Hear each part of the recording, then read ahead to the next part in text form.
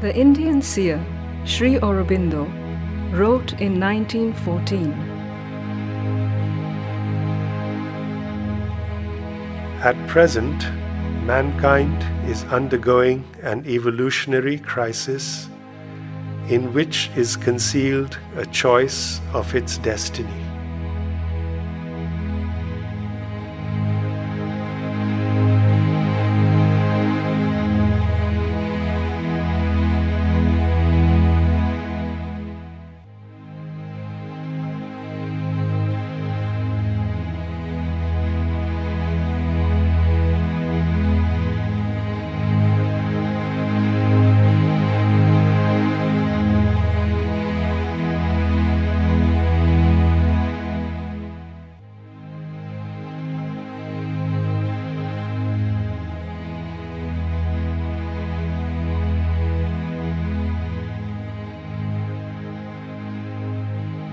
A stage has been reached in which the human mind has achieved in certain directions an enormous development, while in others it stands arrested and bewildered and can no longer find its way. Look at man, the thinker, lost in his thoughts. This is humanity today, facing a tremendous crisis.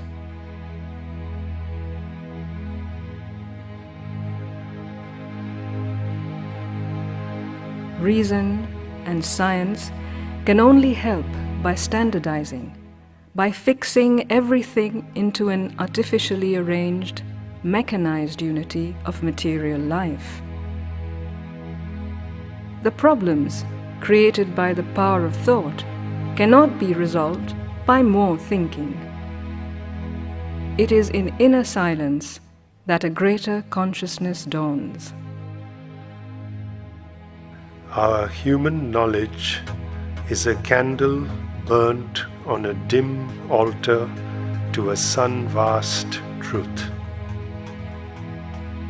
This sun-vast truth is dawning upon earth as the next step in Earth's evolution, and the human crisis is a veiled drama of its manifestation.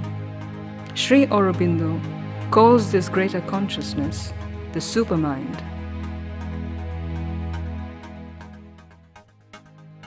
The central fact, the essential and cardinal significance of the evolution is not development and perfection of the outer and instrumental form, but the development and increasing perfection of consciousness.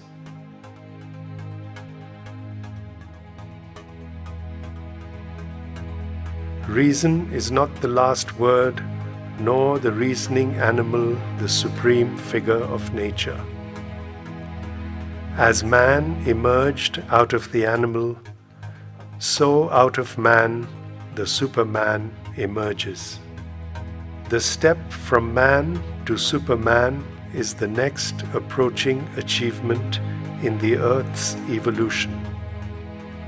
It is inevitable because it is at once the intention of the inner spirit and the logic of nature's process.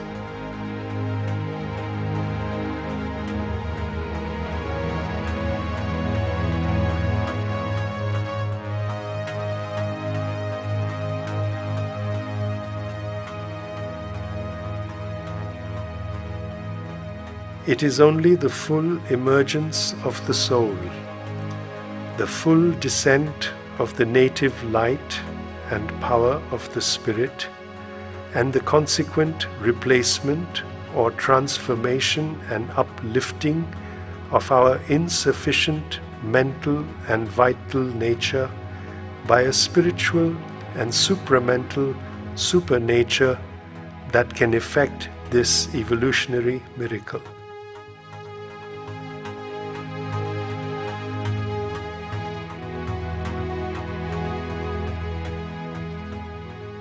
Sri Aurobindo and the Mother called this process of transformation integral yoga.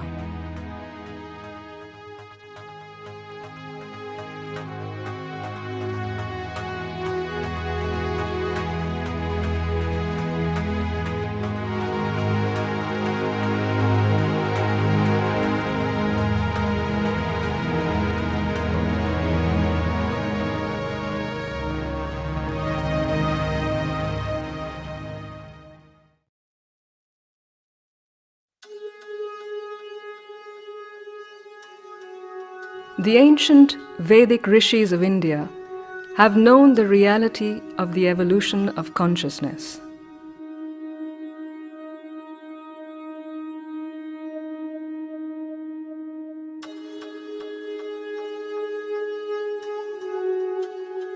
The evolutionary journey of the soul through many births, through different life forms, till it reaches human form capable of ascending into a greater consciousness, was well known.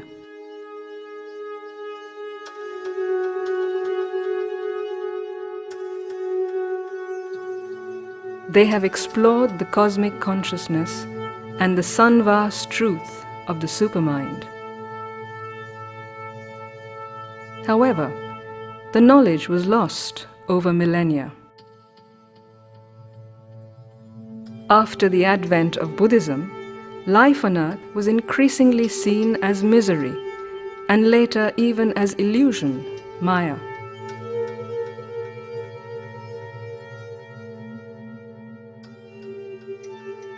The purpose of life was reduced into getting out of the wheel of karma and the cycle of rebirth.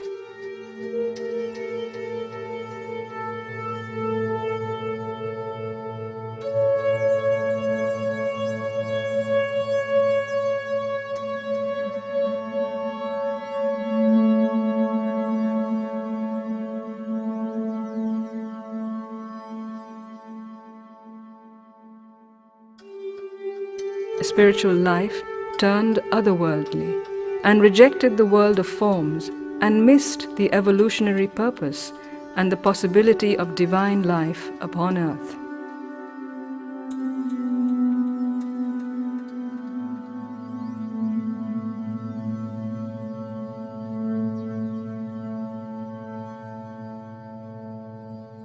Spiritual quest became a withdrawal from the world and the field of action. Seekers of truth turned away from the material reality. As a nation, India lost vitality, which led to foreign invasions and the decline of India.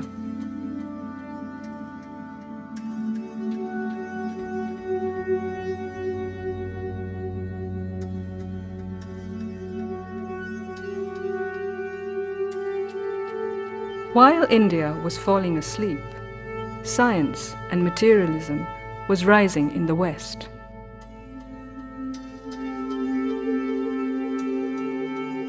Harnessing the power of reason, mathematics, and objective experimental validation, science successfully overthrew the medieval Christian religious superstitions and suppressions in Europe and opened the doorways of a new truth that anchored itself on verifiable sensory data.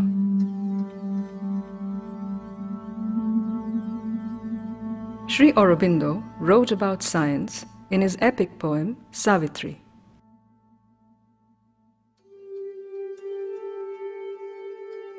I have mapped the heavens and analyzed the stars, described their orbits through the grooves of space, measured the miles that separate the suns, computed their longevity in time.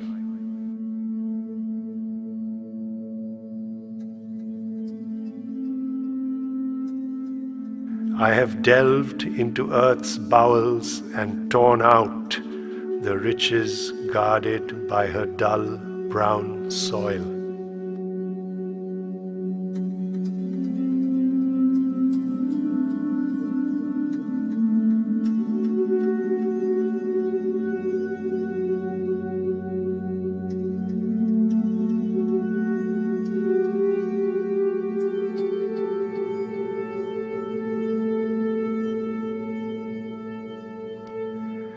The tree of evolution I have sketched, each branch and twig and leaf in its own place.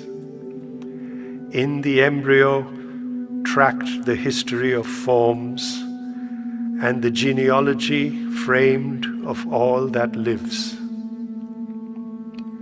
I have detected plasm and cell and gene, the protozoa traced, man's ancestors, the humble originals from whom he rose. I know how he was born and how he dies. Only what end he serves I know not yet, or if there is aim at all, or any end, or push of rich creative, purposeful joy in the wide works of the terrestrial power.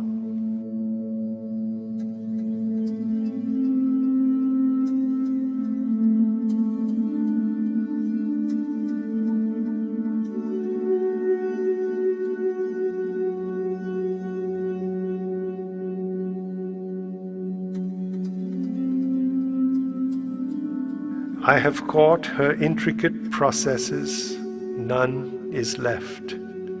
Her huge machinery is in my hands. I have seized the cosmic energies for my use.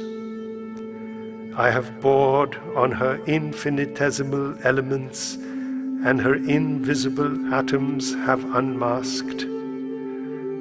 All matter is a book I have perused. Only some pages now are left to read. If God is at work, His secrets I have found. But still the cause of things is left in doubt. Their truth flees from pursuit into a void. When all has been explained, nothing is known. What I have learned, chance leaps to contradict. What I have built is seized and torn by fate. I can foresee the acts of matter's force, but not the march of the destiny of man.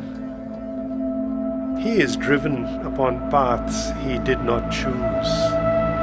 He falls trampled underneath the rolling wheels. Perhaps the world is an error of our sight, a trick repeated in each flash of sense. An unreal mind hallucinates the soul with a stress vision of false reality, or a dance of Maya veils the void unborn.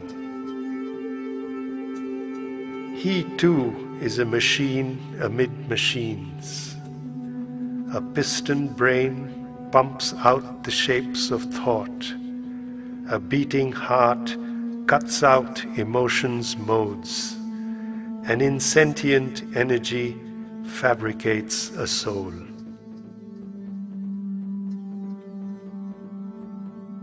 The word soul or spirit is practically meaningless from the point of view of science, a concept that is not required to explain the birth and death of the universe.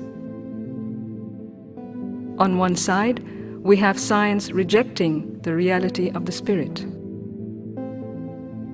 And on the other side, we have the ascetics rejecting the reality of the material world.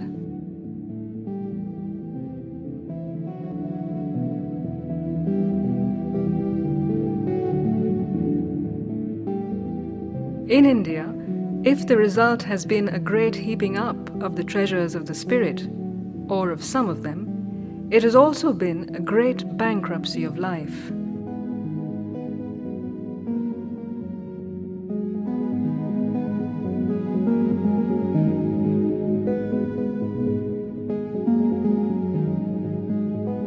In the West, the fullness of riches and the triumphant mastery of this world's power and possessions have progressed towards an equal bankruptcy in the things of the spirit.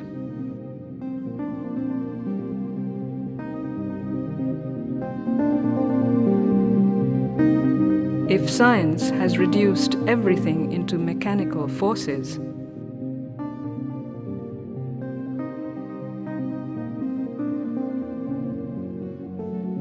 ascetics have reduced everything into pure consciousness.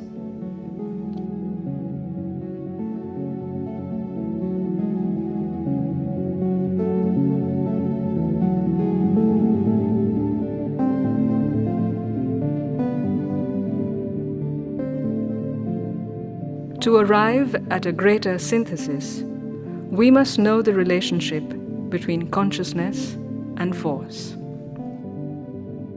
The wall between consciousness and force, impersonality and personality, becomes much thinner when one goes behind the veil of matter. If one looks at a working from the side of impersonal force, it appears to be impersonal and mechanical. If one looks from the side of personality, of being, one sees a being possessing, guiding, and using a conscious force as its instrument of action and expression.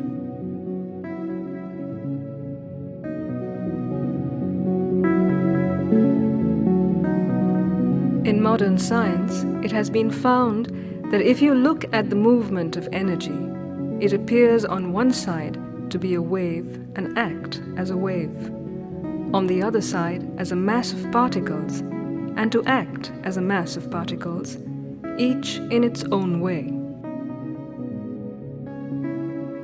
It is somewhat the same principle here. The force that builds the worlds is a conscious force. Sri Aurobindo speaks of consciousness and force as inseparable, two sides of the same thing. He puts them together as one word, conscious force, or consciousness force, or Chit Shakti in Sanskrit.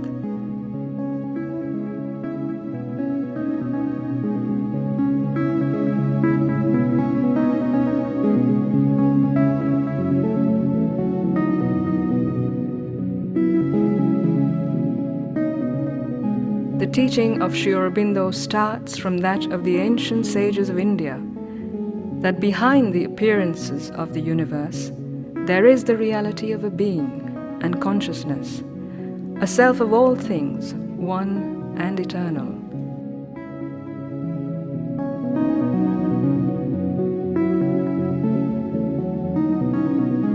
This one being and consciousness is involved here in matter.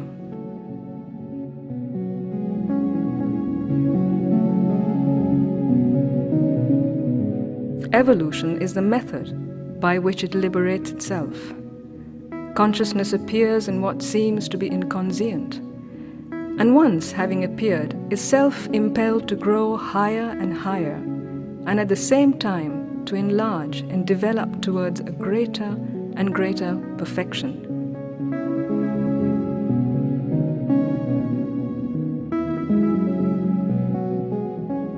Life is the first step of this release of consciousness. Mind is the second. But evolution does not cease with the mind, for man is a transitional being. He is not final. The step from man to Superman is the next approaching achievement in the Earth's evolution. This awaits a release, a consciousness which is spiritual and supramental. For only then will the involved divinity in things release itself entirely, and it become possible for life to manifest perfection.